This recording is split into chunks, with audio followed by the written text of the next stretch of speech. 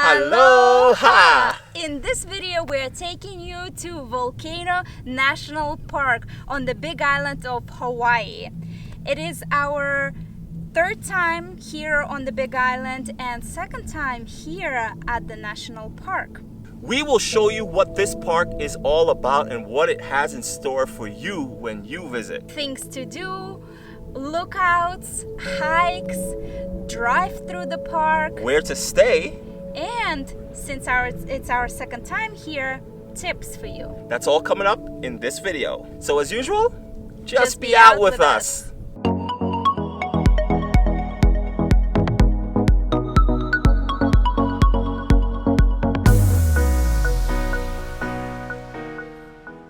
Our day began at 10:30 a.m. The park entrance is on Road 11.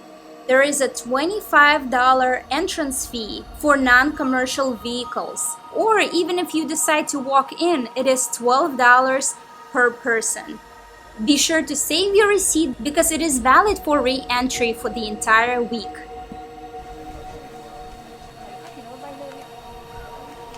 When you arrive to the Volcano National Park, be sure to stop at the Visitor Center, where the park rangers will give you maps like this and mark the activities you can do given the time you have at the park. The Volcano Park is huge. As you can see here, it's marked with a green line right here. And it is the size of the island of Oahu. There are so many trails, overlooks, and things to do here. So we do recommend to spend at least a day here. Right now we are here at Kilauea Visitor Center. We are going to drive to Sulphur Banks, and over here the road is closed due to 2018 eruption. So we're going to turn around and drive around the crater rim and go for Devastation trail, where we can see a part of the road that used to go this way but was taken by the lava. Then another great activity you can do driving is chain of crater road. It takes about 30 minutes to drive all the way down to the edge where you can see Hawaii Sea Arch. And along the way there are a few hikes here and overlooks as well. So let's see what the park has to offer. Volcano House Hotel is located just across the street from the Visitor Center. It offers 33 guest rooms, suites, campsites, 2 gift shops, a bar, and 2 dining areas with an epic view of Kilauea caldera. The last time we visited Volcano House, we had lunch at the restaurant. The food was amazing, but on the pricey side. There are plenty of Air B&Bs and small hotels around the Volcano National Park. The Air B&B where we staying is just 5-minute drive from the park. I will leave the link below in the description. But if you want to stay right in the park, there are a couple of options for you. You can camp, which is the weather gonna get a little chilly and, as you can see right now, misty, rainy. Or you can stay in a hotel, Volcano House Lodge and restaurant overlooking Kilauea caldera, which is located right behind me. When the volcano was erupting, you could see the glow from the caldera right from the restaurant. But right now, it's just looking like a crater. Just under a mile from the Visitor Center and the Volcano House Hotel, you will find one of the closest attractions: the steam vents, Sulphur Bank Trail, and the overlook to the Kilauea caldera.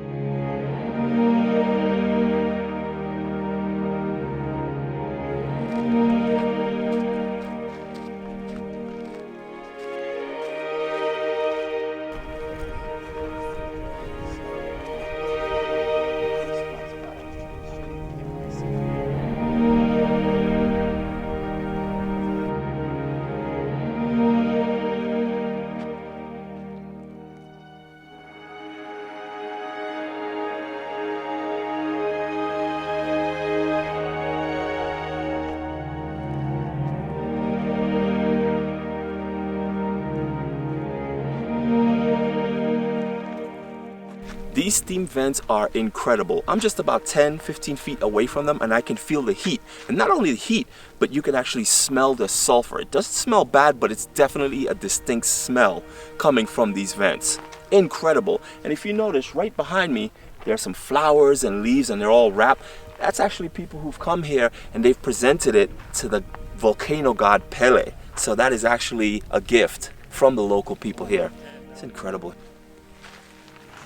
Just a 2-minute drive from the visitor center, you can come to see steam vents. You can see the steam vents right off parking lot, and you can also do a sulfur bank hike around here. You can actually see steam all over the area coming from the ground, even though there is no more lava spewing. But if the steam is coming, you know under the ground, underneath, it's all boiling. And one day it's gonna erupt again. Behind me, there is a Kilauea caldera. And before 2018, you could see it glowing, and you could actually see it from the volcano house as you were dining at the restaurant. But after 2018, all the lava was drained out, and the caldera collapsed and got 8 times bigger. So the road that we took to get here is called Crater Rim Drive. It used to be a road that goes around the crater of the caldera, but when the caldera collapsed, it took the road. So it's only a partial road that is left over right now. So we're gonna turn around and go the opposite way to the Devastation trail. Let's be out.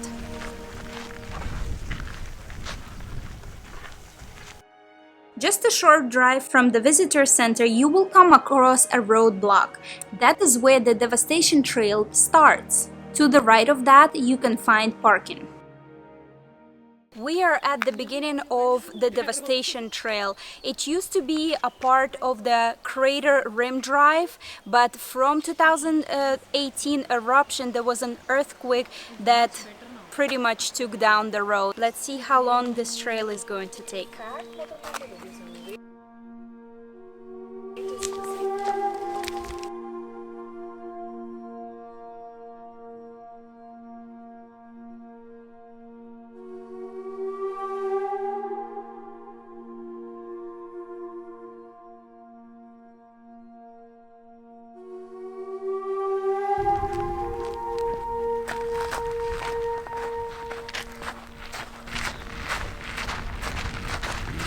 It took us 12 minutes to reach the first lookout, and behind me is actually another side of the Kilauea crater, but you can't see much right now because it's all misty and hazy. You see how the weather changed here? 12 minutes when we started it was sunny. Now it's drizzling again. We're heading to the second lookout.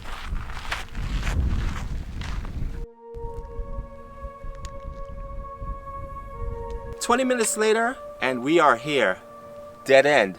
But as you can see behind these barriers, the road is completely cracked due to the eruption and the earthquake that happened. So no one is actually allowed on this road. As I said, it took us 20 minutes. It's a basic easy walk because it is a paved road that is blocked off. We actually went to the second lookout and it was the same as the first. Because it's very misty right now, there's just a fine mist. It's actually creating a haze over everything and you really can't see the crater and how deep it is. But we're going to move on from here and we're heading on to our next destination. Let's go.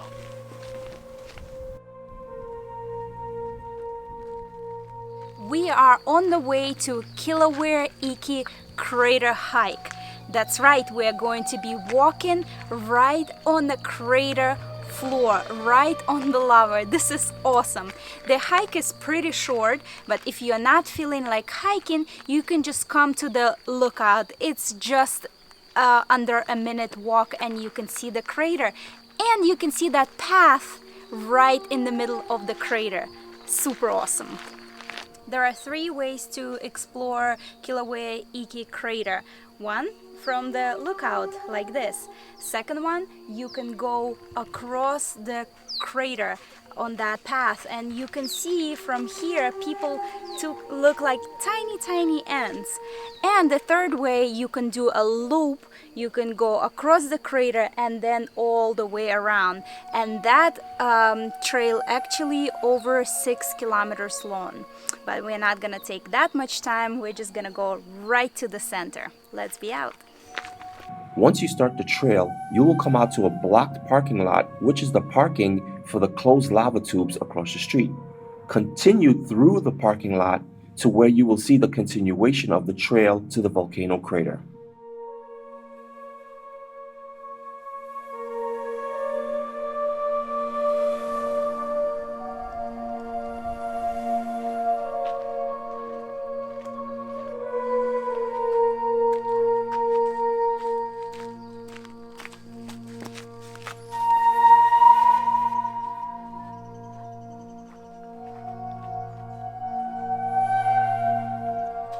After descending through a lush rainforest, you will come to Kilauea Iki crater lava lake that erupted in 1959 to the height of 1,900 feet. So we finally made it. Take a look at this trail. This is amazing. This is the moment I've been waiting for. This is our third time here on the Big Island, but our second time here at this location. It's just breathtaking. Now, let's talk about getting here. The hike is super easy. It takes about 20 minutes. It's just a winding trail all the way down. I do suggest you have sneakers because, you know, it does get slippery sometimes, and this is jungle, so it rains a lot. So the trail sometimes gets really slick, so I don't suggest flip-flops, even though I'm wearing it just because I forgot my sneakers in the car. But definitely sneakers, and it's an easy hike to get down here. Like as I said, 20 minutes. As you can see, there's a definitive trail going right down the center of this crater because it's light in color. But as you get towards the back, you'll notice there's some huge rock formations. Behind those formations, it begins to twist and turn. So you kind of get disorientated, but don't worry, there are rock formations that they place there. There's even a sign right here to my immediate left that says, follow the rock formation. So what they did was they stacked a whole bunch of rocks. And if you didn't see the sign, you would pass and you'd be like, oh, look, people put piles of rocks all over the place. They're not all over the place. They're there to help you find your way in and out. This goes all the way to the back, maybe about a half an hour, 40 minutes, till you get to the very end. You can't go anymore. It's basically just a wall. From there, you make your way back out and up. So, let's see what this place is all about.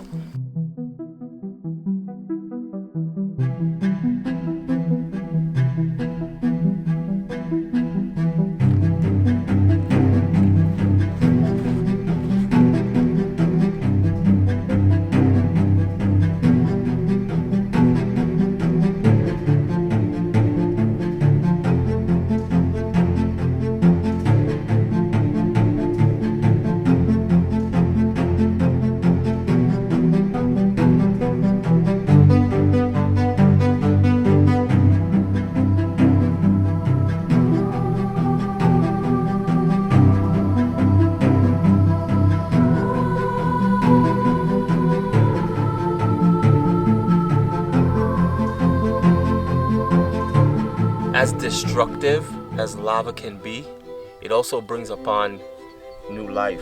Like, look at this, who knew? Like, there's actually flowers and trees and ferns kind of just growing out of just rock. So the Hawaiians do know that even though the lavas can be very destructive, it always brings about new life.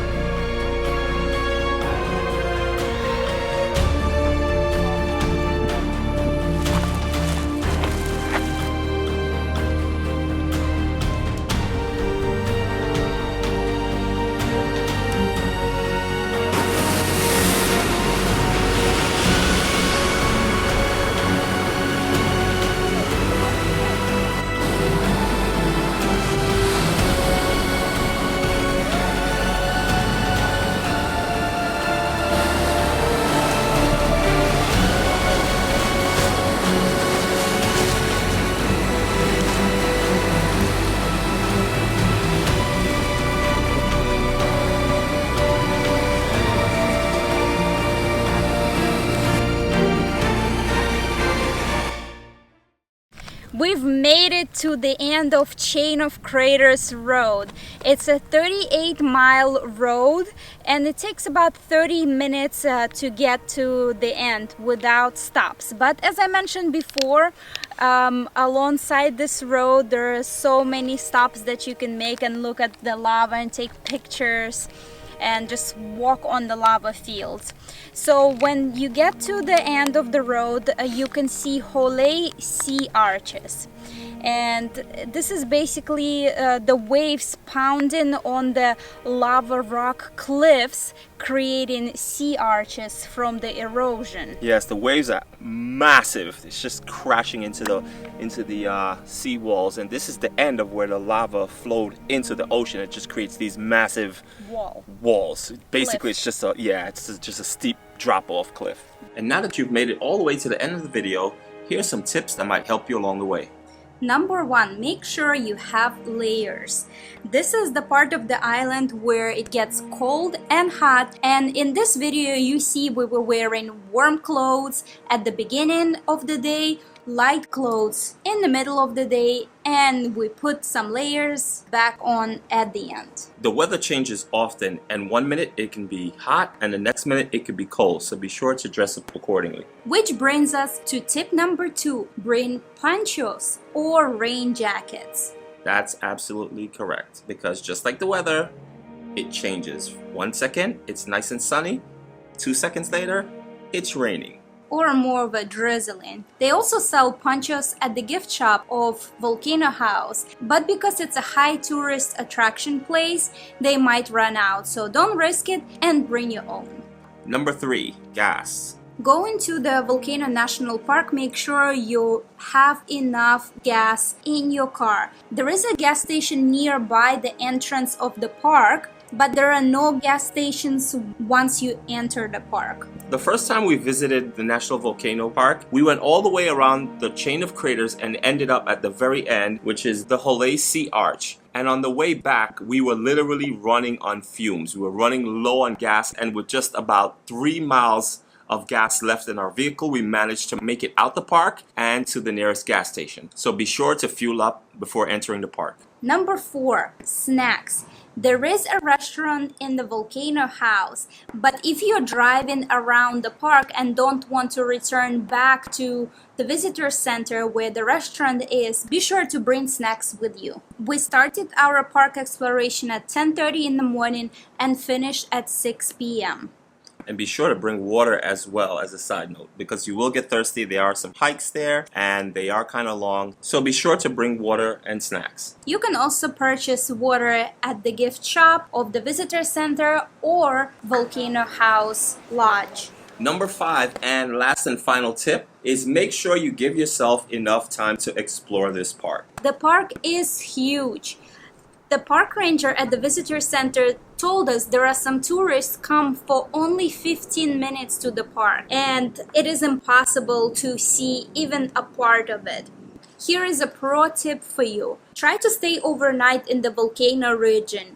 We booked an Air B&B for 2 nights. This way we started our park exploration early and had plenty of energy. If you like this video, be sure to give it a thumbs up, subscribe to our channel, and click the bell notification button to be the first to know when our next video comes out. Mahalo for watching, and as usual, just be out with us.